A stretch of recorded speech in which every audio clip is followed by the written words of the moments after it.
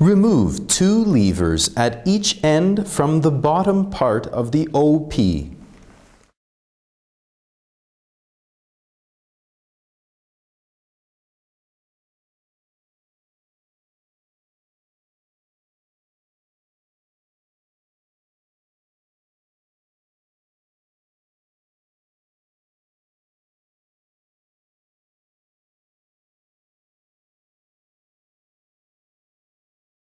Remove 4 screws from the bottom part of the OP.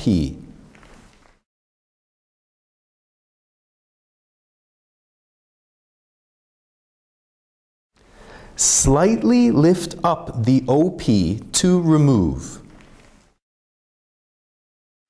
Then remove 2 connectors from the back side of the OP.